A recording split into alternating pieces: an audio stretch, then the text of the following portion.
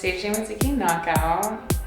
I came about because I initially started with aerial as my primary focus in burlesque. So when I started, that's how I got into it.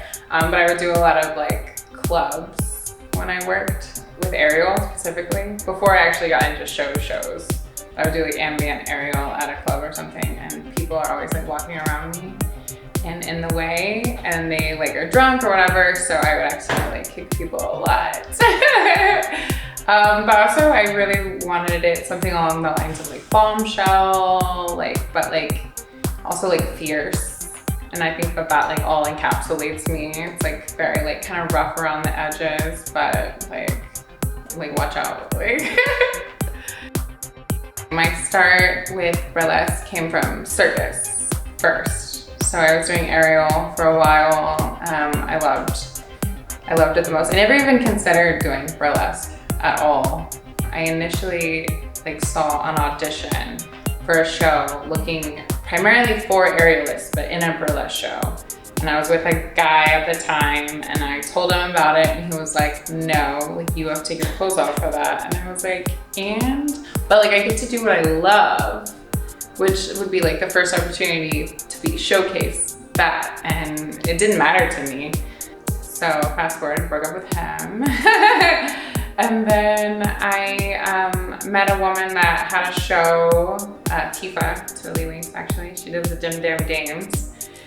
And I saw her show. It's like a Lord of the Rings parody. It was amazing. It blew my mind.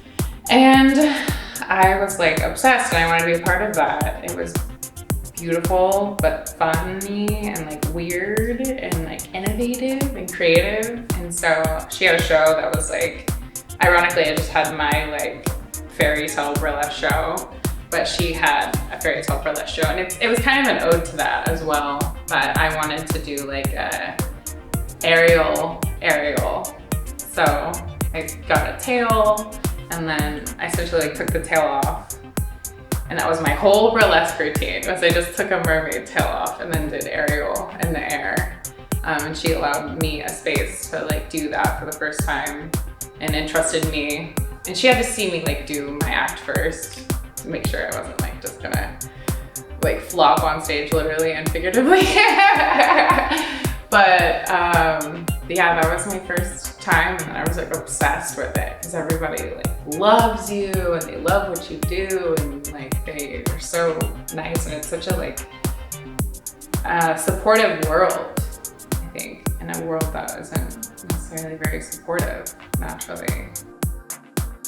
It really depends on, well, first and foremost, what the show is. So there's different styles of venues, of course. There's bar shows, there's theater shows, maybe there's smaller theater shows. So I think about the stage and where it is, who's gonna be there, what they're into. The demographic, of course, goes into it. There's older crowds, younger crowds, and there's crowds that are really niche and they're really into something. I really love themes. I love a good theme, especially themes that are culty, that have a big following and people are crazy about, or maybe that's a little more under the radar of themes, less traditional for sure. And then yeah, I kind of think about what I can do to blow their minds. I want to be really innovative. I want to do something that they haven't seen before. I love that. I want to make sure that people are constantly surprised. I think that's the whole point of us, is obviously a surprise. You're of course you're taking your clothes off. We expect that. Everyone expects that. That's what they came for. It might even be more surprising if you don't. But on top of that, how you do it, and I want to do it in an interesting way that people don't expect, so they leave really happy or inspired. Mostly I really want to inspire people and inspire them to be creative, and also loving themselves, because that's what we do on stage. We're loving ourselves. So so much so that like everyone else loves back. And it's just like this big, massive love, which is fun. So it's always, I mean, I host my own shows, of course. Sometimes I'll host other people's shows too, so I try to consider that for sure. When I'm hosting other people's shows, like I wanna make sure they're also very much showcased, because oftentimes I'm the one talking and that's what people see and hear, and they think like I'm in charge entirely, and I'm not. I'm just like often the face and the thing they hear and what's like leading the show, which is super important. So I try to like consider that, but like for my own, I really just want to like make people feel really comfortable, really good about themselves, laugh for sure. I mean, that's a big part of that, and that comfort and feeling good about themselves, and welcome, and like make sure everybody feels welcome at all times. We're never like exclusive, especially in like gender and like sexuality and all that, like just like it's all, everybody is included and more than welcome. And I try to like show that in my casting too. It's very important to me. But making, yeah, with hosting, just really being myself. I think people really like that, which is weird. Like even if I fuck up or something, I try to keep it real and try to like make it funny and just laugh at myself, because that's really the way to do life, is just to laugh at yourself. Once I learned that, like everything got so much easier. But yeah, being me and fully and wholeheartedly and in all those vulnerable areas too, because that's also what makes, like, people like that. People want you to be vulnerable.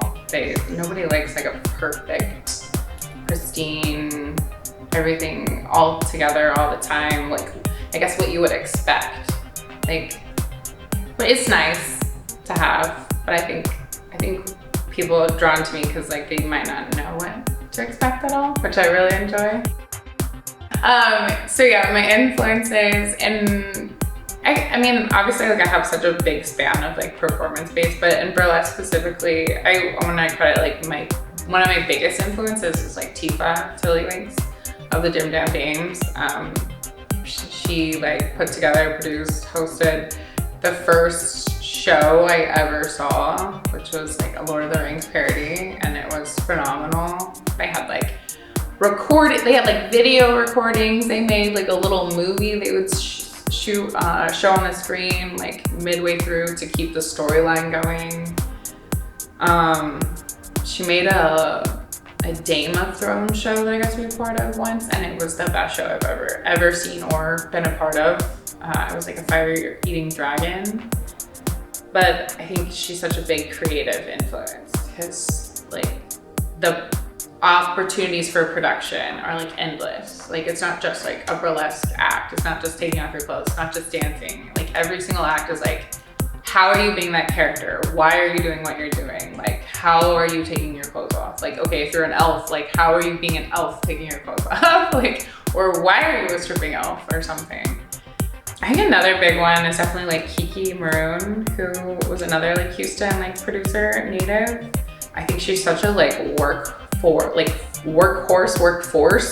She's like a fierce hard worker, and she like knows what she wants and goes after it, and is hilarious. And I think she brings like that level of comedy to hosting, which I really admire, and I think is really polished too, because you do have to be like a bit of a comic as a host to make people laugh and feel comfortable. I mean, obviously like Dita is gonna influence, I mean, she influences all burlesque performers, like that's gonna be everyone's answer.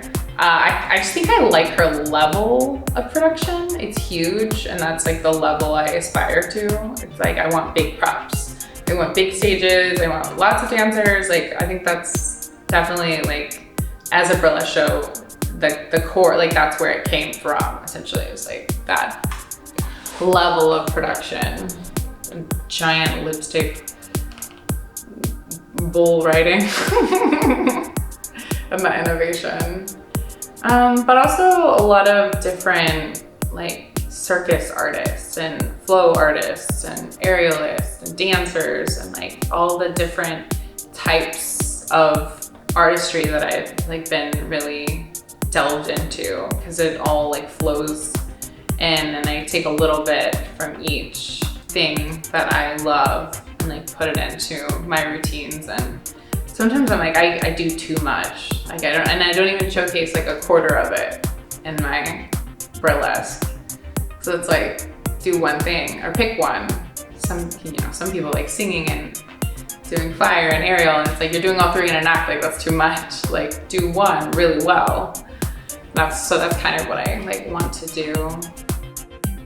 Burlesque has empowered me and myself in many ways. I mean, obviously, like I now get to make money off of it and pay my bills, and that's very empowering, and it's made me independent.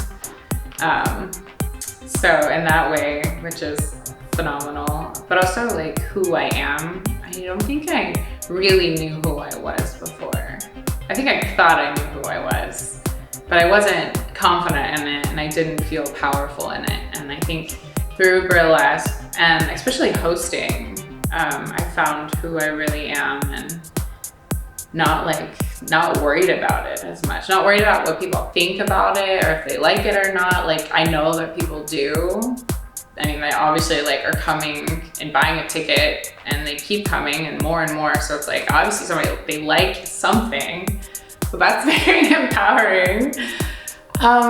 It's also obviously given me a lot of like empowerment in my body, which I never had before.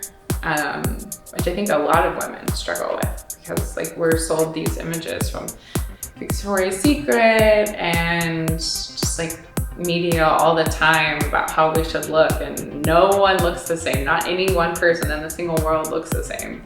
But to be on a stage that like you love yourself, they're gonna love you, and that's all it takes. And like even more so, like if you're not perfect and you love yourself, they're gonna love you even more, because like that relatability is such a good message.